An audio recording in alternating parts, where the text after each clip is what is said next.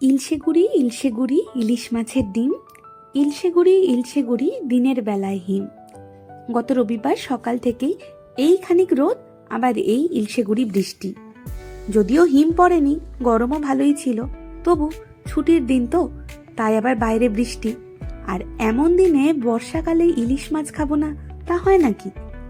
এই মরশুমের রবিবারগুলো তো বাঙালি বাড়িতে ইলিশের জন্যই কম বেশি তোলা থাকে। আর রবিবার দিন মাংস, সে তো আমরা না হয় সারা বছরই খাই, বলুন। সেদিন বিকেলে আমাদের বেরোনো ছিল বলে হালকা করে ইলিশ মাছের ঝোলই বানানো হয়েছিল।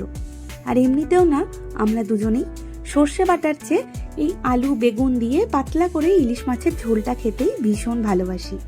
তবে এবার আলুটা দিইনি যদিও, কিন্তু ওই গরম ভাত, তাতে পাতলা ঝোল, আলু বেগুন আর একটা লঙ্কা মেখে খেতে আহা কি যে স্বাদ! এখনই জিভে জল আসছে। আপনাদের ইলিশের কি খেতে সবচেয়ে বেশি ভালো লাগে? ভাজা, ঝোল নাকি সর্ষে বাটা?